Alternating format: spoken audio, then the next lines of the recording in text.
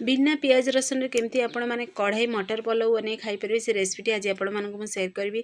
तो full video को watch करंतु पूरा ट्रिक सहित जानि परिबे। तो चलंतु लेट न कर रेसिपी आज आमे प्रस्तुत करबा। नमस्कार, जय जगन्नाथ फ्रेंड, झिली कुकिंग को आपण मानकु अनेक अनेक स्वागत। तो देखंतु प्रथमे आमे गोटे करी नबा जेतरा अल्प टिके आमे दबा रिफाइन तेल ऐड करबा। पुनी फ्लेवर पय बोले गोटे चामच ऐड करबा घियो। घियो जगह आपण माने बटर भी एठी करि परिबे। तेल को घियो को तो भलसे टे गरम हबा दबा। गरम हे सारिबा परे सेतरा आमे ऐड करबा दुईटी तेज पत्र ऐड करबा। गोटे बड़ चामच से जीरा ऐड करबा। देखिए मटर पलोव रे जीरार फ्लेवर बहुत बढ़िया लगे।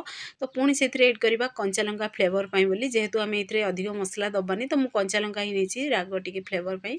तो पुणी आम दबा हाफ गिना से मटर ऐड करबा। मटर पलोव जेहेतु प्रस्तुत कर पुणी देखो ये दुईटी टमाट को पूरा छोट छोट पीसेस रे कटिंग करी ऐड करदे। टिके टमाट को मटर उठे फ्राए हवा दबा प्रथमे। पुणी आम जी बनवा को आपने चाहिए पलोव से अनुसार ये लुण भी ऐड करें। तो देखो ये मुझे स्वाद अनुसार ही लुण ऐड करची। तो ये टी आम भल से कषि हवा दबा। पुणी से ऐड करवा अल्प टिके कंचा लंका को पेस्ट बन छोट छोट पीसेस रे कटिंग करी मुझे ऐड करची।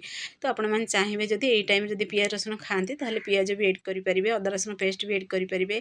मसला भी जहाँ भी आपण पसंद ऐड करेंगे। ये मुझे सब मसला भी स्किप करची, केवल सिंपल तरीका जेहेतु प्रस्तुत करची। तो मुझे केवल गरम मसला ही गोटे चामच ये ऐड करची। तो देखो टमाट पूरा आमर मिक्स हो सारा।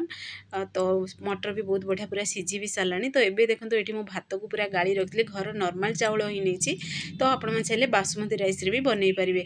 जेहेतु समस्त पाखे बासमती राइस न थाए तो मुझे घर ही बेसिक चावल आपण मैंने जहाँ भी खाऊँ भात घरे बनई से चावल भी बनई पारे। से रेसिपी से आपको सेयर करची।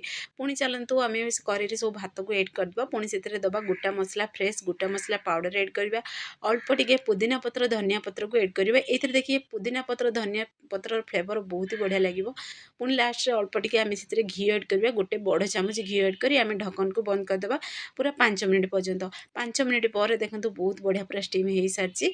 तो देखो बहुत बढ़िया गरम हो पूरा परफेक्टली आमर पलोउटी प्रस्तुत हो सारी। पूरा सिंपल तरीका आज आम पलोउ प्रस्तुत कर। तो देखिए पिलाठू बड़ समस्ते पसंद करेंगे ये जब सिंपल तरीका बनइबे। तो आपण मैंने चाहिए ये जेहेतु बिना पियाज रसुण को बनाऊँगी तो मुझे अधिक मसला मसली किसी भी ऐड करनी कि पियाज भी ये स्किप करची। तो आपण मैंने चाहिए फ्राए कर पियाज भी आउे ऐड करेंगे तो बहुत यूनिक लगे आहरी। तो चलतु भल से आपको मिक्स करदे। तो देखो परफेक्टली पूरा बनी भी सारा पूरा सिंपल तरीका मटर पलोउ। तो आपण मैंने चाहिए लेंबू भी आउे पूरा चिपुड़ी पारे। तो मुझे लेंबू भी स्किप कर जेहतु टमाटो ऐड करी। तो देसी टमाटो ऐड करी खट्टा थिला तो मुझे लेंबू ये स्किप कर देची।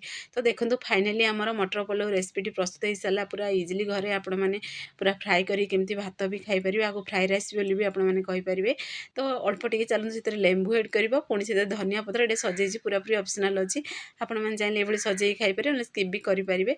तो आपण मैंने घरे आपको बनातु केमती लगे मत निश्चय कमेंट मध्यम जनातु। तो जदि भिडियोटी आपण मानकु पसंद आसथिबो ताले सांग मानकु शेयर करतु लाइक करंतु। चैनल जदि नुआ अच्छी ताले चैनल को मोर सब्सक्राइब कर दिंतु बेल आइकन को क्लिक कर दिंतु जहाँफल मोर सब वीडियो नोटिफिकेशन प्रथम आपण मानकु पहुँचो। फाइनाली आमर प्रस्तुत हो सारा रेसिपी 5 मिनट रे आम बनईकी रेडी कर। तो आपण मैंने घर निश्चय ट्राए करंतु केमती लगे कमेंट बॉक्स में कमेंट करंतु। से पर्यंत रोची नमस्कार।